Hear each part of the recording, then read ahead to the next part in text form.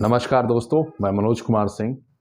मैं ट्रस्टी और national president हूँ पावर इन मी फाउंडेशन का। उसके साथ-साथ आज मैं एक बहुत ही इम्पोर्टेंट बात करने आया हूँ, आप लोगों के साथ साझा करना चाहता हूँ। वो बात है ट्यूबरकुलोसिस पे। हमारा जो ट्रस्ट है पावर इन मी फाउंडेशन, वो रेयर डिसीज़ेस के वेलफेयर के लिए काम करता है और उनके फैमिली के वेलफेयर के लिए, रेयर डिजीज़ के पेशेंट्स और उनके हेल्थ, एजुकेशन, लाइवलीहुड के लिए हम बात करते हैं, उसकी एडवोकेसी करते हैं। साथ में पॉलिसी मेकिंग के लिए गवर्नमेंट को हम फीडबैक्स देते हैं and we are trying to gather information इस सब चीज़ के बारे में। और इम्पॉर्टेंट बात जो आज मैं करना चाह रहा हूँ, मैं खुद भी एक रेयर ब्लीडिंग डिसऑर्डर हीमोफीलिया का पेशेंट हूँ। तो अभी कुछ दिन पहले आपने सबने देखा होगा कि वर्ल्ड ट्यूबरकुलोसिस डे था, क्षय रोग दिवस, विश्व क्षय रोग दिवस। तो मैं थोड़ा-सा आपको उसके बारे में बताना चाहता हूँ। रेयर डिज़ीज़ तो नहीं है ट्यूबरकुलोसिस, वो इन्फेक्शियस डिज़ीज़ है। मायोबैक्टीरियम ट्यूबरकुलोसी उसे कॉज़ करता है, बैक्टीरिया है जो, ठीक है? और इसके साथ-साथ अब ये है कि मैं खुद एक ट्यूबरकुलोसिस का, टीबी का सर्वाइवर हूँ। इसका मतलब ये हुआ कि मुझे टीबी हुआ था और मैं उससे बचा हूँ। और जैसे मैंने आपको पहले बताया कि मैं खुद भी एक रेयर ब्लीडिंग डिसऑर्डर हीमोफीलिया का पेशेंट हूँ। तो ये बात होगी सन 2002-3 की बात है ये, जब मैं 11th क्लास में था। तो उस समय क्या हुआ अचानक, ये है कि मेरे को खाँसी तो आती थी, खाँसी के साथ ये 10th से ही शायद चालू हो गया था, खाँसी आती थी और स्पूटम में थोड़ा-सा कभी कफ में कभी-कभार ब्लड आ जाता था। अब क्योंकि हीमोफिलिक हैं हम, तो बहुत ज़्यादा अगर खाँस दिए, गला छिल गया, कई बार ये भी होता है, तो उससे भी ब्लड आ जाता है। तो हीमोफिलिक को ये भी एक चीज़ है, थोड़ा-सा सावधानी रखनी पड़ती है। तो हम डॉक्टर के पास जाते थे और डॉक्टर को दिखाते, बताते तो वही कफ सिरप मिल जाता और कुछ दिन कफ सिरप पिया और फिर ठीक हो जाते। मुझे जो जनरल ट्यूबरकुलोसिस के सिम्पटम हैं कि जैसे फ़ीवर आना या फटीग लगना, ऐसा कुछ महसूस नहीं होता था। बस ये है कि खाँसी बहुत आती थी मुझे, ये वाली चीज़ है। ऐसा भी नहीं था कि मुझे एकदम से एपेटाइट लॉस हुआ हो और एकदम बहुत ज़्यादा, बहुत जल्दी वज़न घट गया हो, जो कि कॉमन है ट्यूबरकुलोसिस के अंदर, टीबी के अंदर। तो मगर ऐसा कुछ मेरे साथ हुआ नहीं। इवन यहाँ तक ये था कि मुझे बाद में जब डायग्नोस हुआ तो पता चला कि राइट पल्मोनरी ट्यूबरकुलोसिस था, यानी मेरे दाहिने लंग में, फेफड़े में ट्यूबरकुलोसिस था। तो ये चीज़ें मुझे सिम्पटम हुई नहीं, दर्द भी नहीं होता था मुझे इस तरीके से, सिर्फ़ खाँसी आती थी एक्सेसिव और तो थोड़ा-सा अलग ये था। और क्योंकि हीमोफिलिक थे तो ब्लीडिंग हो सकती थी ज़्यादा खाँसने पे। तो डॉक्टर इस चीज़ का, पहले तो डॉक्टर इसी का इलाज करते, तो फैक्टर इंजेक्शन लग जाता तो ब्लीडिंग रुक जाती। फिर क्या हुआ 11th क्लास में अचानक एक दिन बहुत ज़्यादा, यानी पेट में दर्द होने लगा और मुझे वॉमिटिंग हुई, उल्टी हुआ। और उसमें उल्टी में मैंने वो जो हॉस्पिटल में आपने तस्तरी देखी होगी ड्रेसिंग वाली, उतनी उल्टी की मैंने, ब्लड पूरा घर में उतना ब्लड निकला तो घर वाले लेके तुरंत हॉस्पिटल गए। तो ये तो घर में उतना उल्टी हुआ, फिर उसके बाद वहाँ पे हॉस्पिटल में भी 2 तस्तरियाँ मैंने भर दी थी। तो यानी आप सोचिए कितना ब्लड मैंने वॉमिट किया, इतना ज़्यादा एक्सेसिव ब्लीडिंग हो रहा था और मुझे तुरंत इतना ज़्यादा ब्लड लॉस हो गया कि मुझे ब्लड भी चढ़ाना पड़ा और एक्स-रे हो रहा था, स्पूटम टेस्ट भी हुआ, मगर मुझे डायग्नोस नहीं कर पा रहे थे डॉक्टर कि ट्यूबरकुलोसिस है। तो ये एक चीज़ है जो बड़ा ही डिफ़िकल्ट होता है फेस आपका, कि आपको समझ में नहीं आता कि क्यों ब्लीडिंग हो रही है। बीइंग हीमोफिलिक हमारे इंटरनल ब्लीड्स हो सकते हैं, सीवियर इंटरनल ब्लीड्स हो सकते हैं, बस उसके लिए हम प्रिकॉशंस लेते हैं। अब जैसे मान लीजिए अत्यधिक एसिडिटी और उसके होने की वजह से आपको अल्सर हो सकता है, उससे ब्लीडिंग हो सकती है। कुछ लोगों को पाइल्स हो जाती है, वो सही से पानी नहीं पीते या मसाला बहुत ज़्यादा खाते हैं, तो इस वजह से पाइल्स हो जाती है, जिसकी वजह से उनको ब्लीडिंग होती है। तो मैं वो सब चीज़ कुछ नहीं करता था। मैं हमेशा से सादा खाना ही खाता हूँ और अपने आप को बाहर इवन कोल्ड ड्रिंक वगैरह भी मैं उतना नहीं पीता। कभी कभार अगर ऐसा है तो, नहीं तो ज़्यादातर मैं ये सब भी प्रेफर नहीं करता। तो ये सब चीज़ मेरी कोई आदत तो थी नहीं, तो क्यों इस तरीके की हो रही है। और ना तो मैं कोई ड्रग ले रहा हूँ, ना तो स्मोकिंग करता था, ना तो कुछ इस तरीके से, कुछ इस तरीके की चीज़ें नहीं करता था। मगर एक चीज़ ये था कि हमारे फैमिली में हिस्ट्री था, मेरे फादर को भी ये ट्यूबरकुलोसिस हो रखा था पहले। और ट्यूबरकुलोसिस का एक चीज़ ये है कि जो उसका बैक्टीरिया है वो अपॉर्चुनिस्टिक बैक्टीरिया है। अपॉर्चुनिस्टिक मतलब ये है कि वो उन लोगों के जैसा है कि जो दाव लगा के बैठे रहते हैं, और जब देखते हैं कि आप थोड़े कमज़ोर हैं, यानी हमारी जब इम्यूनिटी, अब यहाँ पे इस बैक्टीरिया की बात करें हम, ट्यूबरकुलोसिस जिससे होता है, मायोबैक्टीरियम, तो वो क्या करता है, दाव लगा के बैठा रहता है। जब आपकी इम्यूनिटी प्रतिरोधक क्षमता थोड़ी कम होती है, क्योंकि आपके खाने में थोड़ा इम्बैलेंस हुआ या आपके इम्यूनिटी किसी भी कारण से थोड़ी सी डाउन हुई, तो वो हमला कर देते हैं। तो ये अपॉर्चुनिस्टिक जो बैक्टीरिया और माइक्रोब्स होते हैं, जीवाणु होते हैं, वो उस तरीके से बीमारी फैलाते हैं। तो ये है कि मेरे पिताजी को था, और उसके बाद मेरी 2 बहनों को भी हुआ था टीबी। तो यानी फैमिली में था पहले, तो इसका मतलब ये है कि कहीं न कहीं हो सकता है वो भी रहा हो और मेरे अंदर भी रहा हो, और ऐसे हवा में तो रहता ही है वो मायोबैक्टीरियम। अब क्योंकि वो अपॉर्चुनिस्टिक है, तो आपको आपकी इम्यूनिटी को कमज़ोर देख के वो आप पे हमला करेगा। और ब्लीडिंग डिसऑर्डर है हमें, तो एक बार ब्लीडिंग होनी शुरू हुई तो वो रुकता नहीं है, क्लॉट नहीं होता हीमोफीलिया के अंदर। तो ये एक प्रॉब्लम था। तो उसकी वजह से मुझे एक्सेसिव ब्लीड हुआ, और मैं कई बार हॉस्पिटल में पूरा साल भर, बल्कि 11th में मैं भर्ती रहा। 1-2 बार बीच में मुझे छुट्टी मिली, कुछ 2, 4, 5 दिन, हफ्ता 10 दिन मैं घर पे रह सका। फिर उसके बाद फिर भाई साहब ब्लीडिंग हो रही है, और फिर आप हॉस्पिटल चलो, फिर ब्लड चढ़ रहा है। तो ये एक ऐसा फेज़ था मेरे लाइफ का जब डायग्नोस नहीं हो पा रहा था। एंड ये हीमोफीलिया की वजह से नहीं था, ये ट्यूबरकुलोसिस की वजह से था। तो एक चीज़ ये है कि कई बार डॉक्टर निग्लेक्ट कर देते हैं या ध्यान नहीं देते कि पेशेंट ब्लीडिंग डिसऑर्डर का पेशेंट है, तो हो सकता है उसको और भी कोई कारण हो जिसकी वजह से ब्लीडिंग हो रहा है। तो उन चीज़ों का भी ध्यान कई बार लेट देते हैं डॉक्टर, तो उस चीज़ का भी ध्यान अर्ली देना ज़रूरी है। और ऑलमोस्ट यानी इस ट्यूबरकुलोसिस ने मुझे मार ही दिया था। मैं मरते-मरते बचा हूँ कई बार उस साल।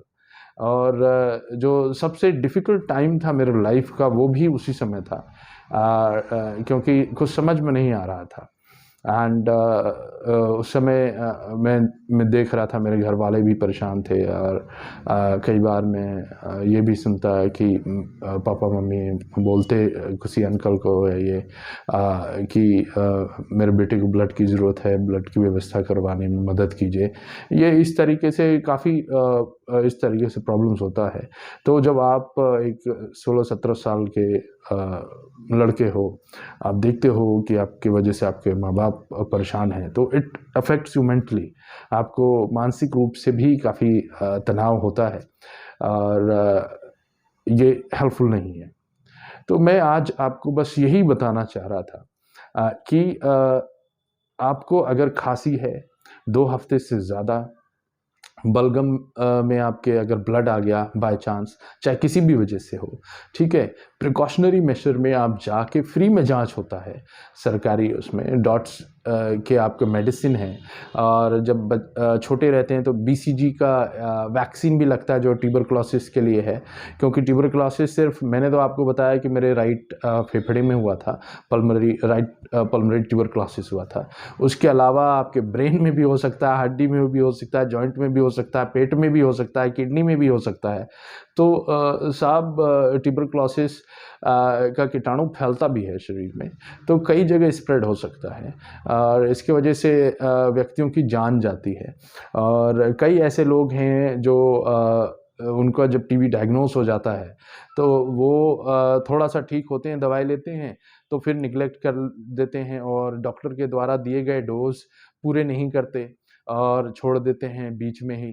तो अब ऐसे में क्या होता है कि ये आपका फिर रेसिस्टेंट ट्यूबरकुलोसिस का रूप ले लेता है, जिसका इलाज फिर बहुत ही डिफ़िकल्ट है।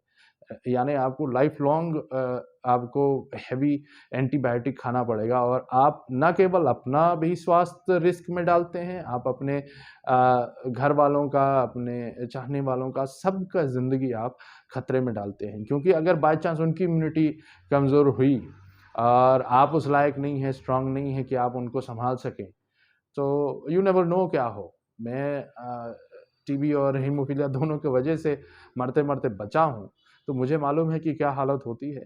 और आप अगर बीमार हैं, तो आज के समय में बीमार होना तो बड़ा ही मुश्किल चीज़ है। कोविड के टाइम पे भी आप लोग देख रहे हैं और अभी H3N2 भी आ चुका है, इन्फ्लुएंज़ा वायरस जो मॉडिफाइड रूप है और इसमें भी खाँसी हो रही है लंबे समय तक। अभी बीच में थोड़ा-सा मेरे साथ भी वैसा ही सिम्पटम हुआ, जुकाम और खाँसी वगैरह और क्योंकि ज़्यादा बढ़ गया था। और हाँ, मेरा ट्रैवल हिस्ट्री था उस दौरान, तो आई डोंट नो, हो सकता है कहीं से मुझे पकड़ लिया हो। तो स्पुटम से ब्लड भी आया था, तो इट वाज़ अलार्मिंग क्योंकि एक बार पहले मैं झेल चुका हूँ। तो मैंने साहब लग के 2-3 दिन 4 दिन लग के पूरा बाकायदा एक्स-रे, स्पुटम टेस्ट और पूरा ब्लड टेस्ट, ये सब चीज़ करवाया, तब जाके राहत हुआ कि भाई हाँ, ठीक है, I don't have again tuberculosis, क्योंकि मैंने 12 महीने का पूरा कोर्स किया था। तो ये वाली चीज़ है, तो डॉक्टर की बात सुनें और टाइम पे अपनी दवाई लें, न्यूट्रिशन अपना अच्छा बना के रखें आप। मैंने सोचा कि इस वर्ल्ड ट्यूबरकुलोसिस डे पे भले ही 2-3 दिन लेट हो गया हूँ मैं, पर आप लोगों को मेरे पर्सनल एक्सपीरियंस शेयर करूँ और मदद होगी, हो सकता है कुछ लोग, अगर आप लोगों को ये लगे कि आपको कोई ब्लीडिंग डिसऑर्डर है। ये सिर्फ़ हीमोफीलिया के लिए नहीं है, किसी भी ब्लीडिंग डिसऑर्डर का पेशेंट है तो उसको ब्लीडिंग एपिसोड्स हो सकते हैं। तो उसको पूरा सही तरीके से ध्यान देना ज़रूरी है कि कहीं इनको इन्फेक्शन तो नहीं हुआ है, ट्यूबरकुलोसिस तो नहीं है।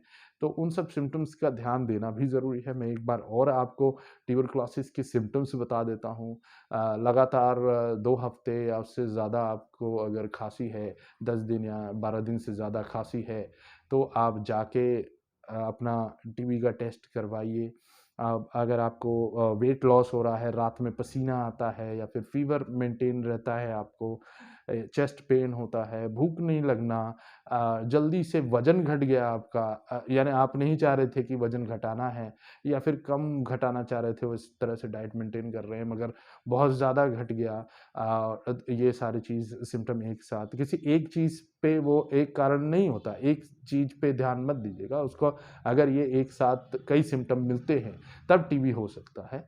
तो आपको इस चीज़ को ध्यान देना ज़रूरी है और मैं उम्मीद करता हूँ कि मेरा ये एक्सपीरियंस आप लोगों को भी मदद करेगा। एंड अगर कभी ये है कि आपको कन्फ्यूज़न है, आप ब्लीडिंग डिसऑर्डर के हमारे दोस्त हैं, आपको ये लगता है कि कहीं आपको ट्यूबरकुलोसिस तो नहीं है या फिर क्या प्रॉब्लम हो रही है, व्हेन यू हैव कन्फ्यूजन, इस तरीके की कन्फ्यूजन, तो आप मुझसे भी कांटेक्ट कर सकते हैं, हम बात कर सकते हैं एंड फिर आप डॉक्टर के पास जाके टाइमली, मगर पहले मैं यही सजेस्ट करूँगा कि अगर आपको इस तरीके की कोई सिम्पटम होता है, तो पहले आप डॉक्टर के पास ही जाएँ और डॉक्टर से बात करें। अ, और टाइम पे आप जिले अस्पतालों में और आपके सरकारी अस्पतालों में फ्री में टेस्ट होता है। इसका आपको 1 रुपया भी नहीं देना है और जो दवाई भी आती है एंटीबायोटिक, वो भी फ्री में आती है। आपको डॉट्स का जो स्कीम है गवर्नमेंट का, केंद्र सरकार का, कई सालों से चल रहा है और बहुत अच्छे तरीके से चल रहा है। उन लोगों ने बहुत लोगों को टीबी से उबारा है। तो आपको इसीलिए आज मैं शेयर करना चाह रहा था ये इन्फॉर्मेशन और पर्सनल एक्सपीरियंस कि किस तरीके से टीबी ने ऑलमोस्ट मुझे मार दिया था, क्योंकि टीबी प्लस हीमोफीलिया बहुत डेडली कॉम्बिनेशन बना था साहब, और बहुत टाइम लग गया था, 1 साल से ऊपर लग गया था डायग्नोस होने में। और जब मेरा डायग्नोसिस हुआ, सीनियर फिजिशियन ने डायग्नोस कर लिया, तो एंटीबायोटिक शुरू करते ही 2-3 दिन के अंदर मेरे ब्लीडिंग रुक गया, और फैक्टर की भी उतनी ज़रूरत नहीं पड़ी। तो ऑन टाइम मैनेजमेंट होगा। हमारे फैक्टर जो आते हैं वो काफ़ी कॉस्टली होता है। उस समय पापा एनटीपीसी में थे, तो that could have been afforded. अभी क्या है कि सरकारी हर जगह अवेलेबल होता है, पर सरकारी तंत्र अभी भी उतना एफिशिएंट नहीं है, उतनी मात्रा में नहीं प्रोवाइड करवा पाता फैक्टर इंजेक्शन। तो वो लाइफ थ्रेटनिंग हो जाती है। तो आपको अपना ध्यान खुद देना पड़ेगा, ये चीज़ है।